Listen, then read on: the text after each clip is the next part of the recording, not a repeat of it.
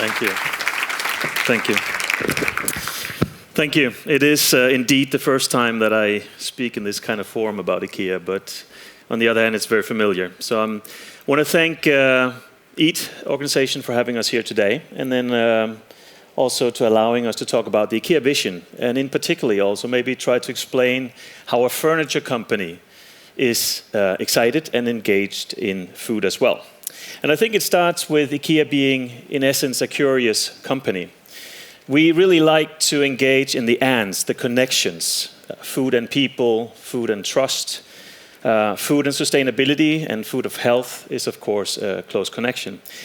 And in essence, it's also about food and life at home. Because if I'm really honest, I guess we're mostly known for our home furnishing offer around the world. However, over the many, many years, we've also experienced now that more and more people come and visit us for our food offer. In fact, it's about 22% of all customers that come to the stores just for the food. If we look at it a bit historically, the first store was opened in Älmhult by Ingvar Kamprad, which is a small town in the middle of Sweden. And quite quickly, Ingvar realized that it was almost impossible to do business with our customers on an empty stomach. So, in 1959, he opened the first restaurant within the store. Since then, it's grown into a major business for us. We have 400 restaurants in 48 markets. We have Swedish food markets. We have bistros. In the restaurants, we serve breakfast, lunch, and dinner. And, most importantly, it makes up from a lot of customers that come and visit throughout. The most important in our visit or in our restaurant offer is, of course, the people.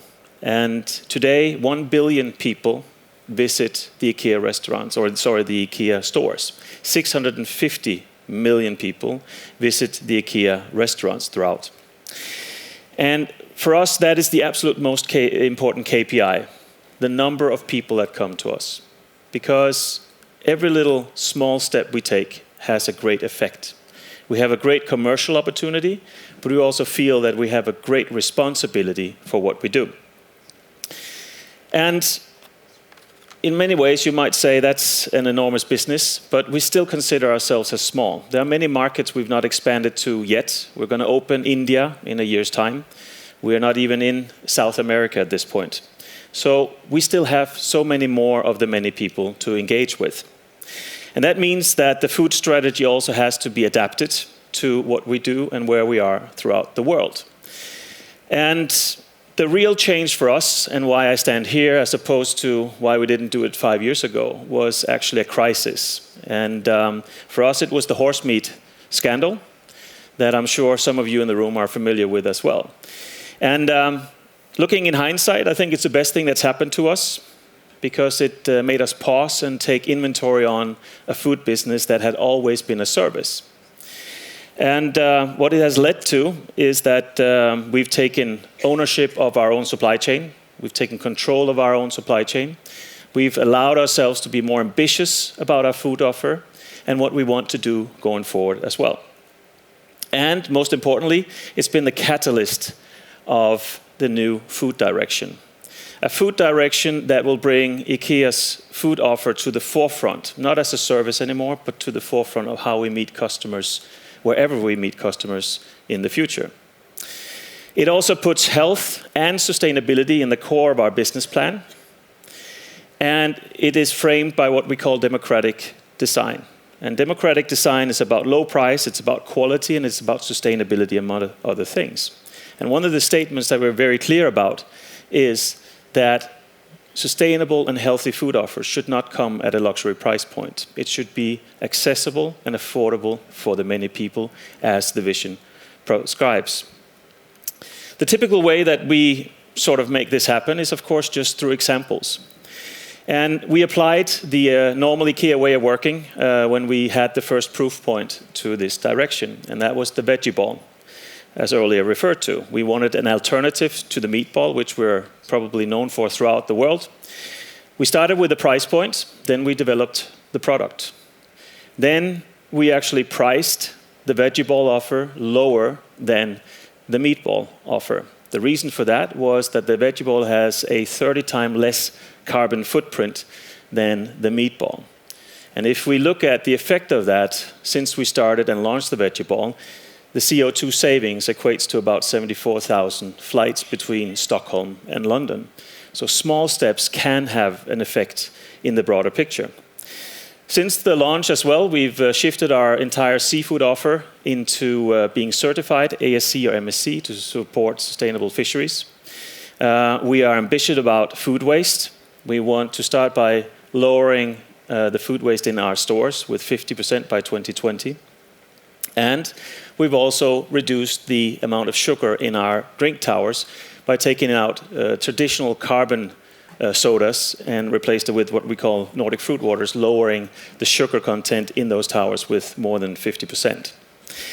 For us, they're not just sort of tick box actions that you need to do. They're really examples of steps that will have to be taken. Because we understand that we are on a journey, and a far greater journey than just 4 or 5 product moves. We also understand the urgency in what we're doing.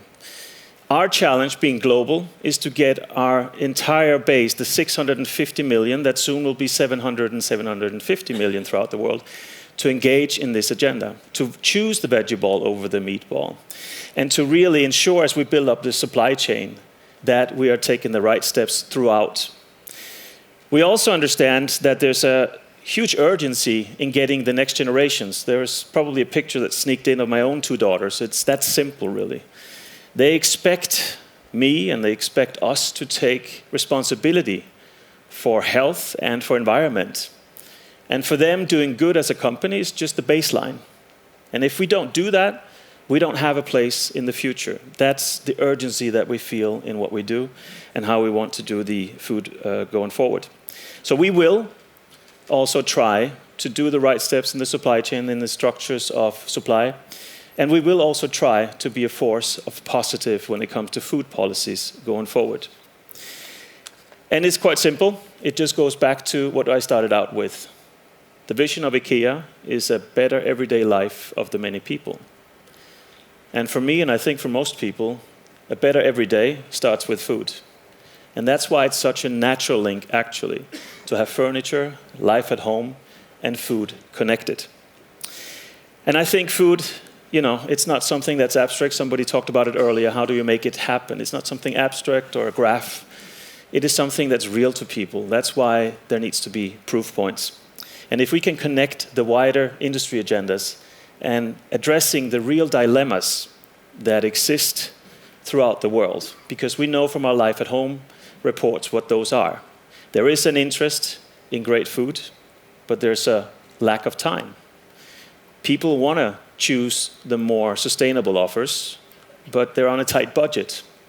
They want to go for the healthier options, but it's hard to maneuver. What is the healthier option in reality, and what's the healthier option for our people? If we can come together around those and solving those dilemmas for people, then I firmly believe that we move something. We will focus on 3 things to get there. We will stay true to that simple yet powerful idea of focusing on the many people. We will, and we believe in small steps. I don't believe that it's only 5-year plans or, political taxation of sustainable agendas that does the difference. It is the proof points. We don't want to produce more PowerPoints. We want to produce more proof points. And in the end, we can only do it with the help of everybody here. We need to mobilize the whole system. We need you to support us, but also to challenge us going forward. If we do that, I firmly believe that we can be part of making good food and a better planet in the process. Thank you.